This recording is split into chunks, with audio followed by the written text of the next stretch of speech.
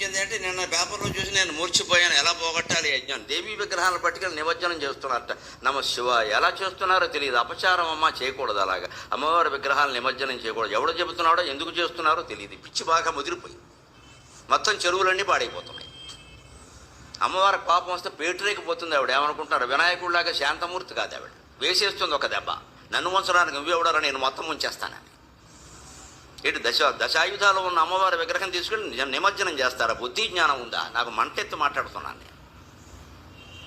గణపతి నిమజ్జనం అంటే అమ్మవారి నిమజ్జనం, అది మంచిది. వెళ్ళిన వాళ్ళు కూడా నిమజ్జనం చేసేయండి, చొన తిరిగిపోతుంది. వీళ్ళు కూడా మొనకమన్నాడు. దాంతోపాటు లోకు కట్టేశారండి వ్యవస్థను. ఇక్కడ అమ్మవారి విగ్రహాలు నిమజ్జనం ఏంటండి? ప్రతి పూజకి నిమజ్జనం ఉంటుందా? భాద్రపద మాసం కాబట్టి చెరువులు పూడిపోయి ఉంటాయి, కాబట్టి నీటితో నిండిపోయి ఉంటాయి, కాబట్టి పూడికి తీస్తే మంచిదే. నా చెరువులో మట్టి తీసి విగ్రహం చేసి తిరిగి ఆ చెరువుకి అన్యాయం జరగకుండా ఆ మట్టిని అందులో కలపడం కోసం నిమజ్జనం చేయమన్నారు. నిమజ్జనం చేయవల్ల నీకేం పుణ్యమేం రాదు, అక్కడ అజ్ఞానం కానీ. చేయకపోతే పాపము రాదు. దాని వెనకాల ఒక శాస్త్రీయ విజ్ఞానం ఉంది. ఇప్పుడు అదే అజ్ఞానము అంటే దాన్ని వదిలేసి అమ్మవారికి మొదలెట్టారు ఇవాళ. ఇంకెవరన్నా మంచినీళ్ళు తాగాలా వద్దా? హైదరాబాద్లో చెరువులు ఉండాలా వద్దా? అసలు ఎంత జ్ఞానం ప్రబలిపోయిందో.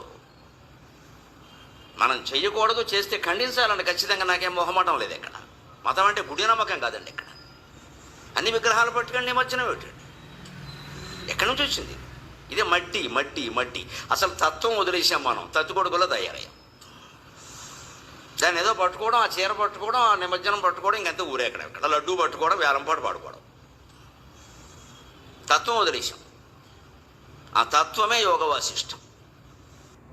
మన అజ్ఞానం ఎంత వ్యాపించింది అంటే నిన్న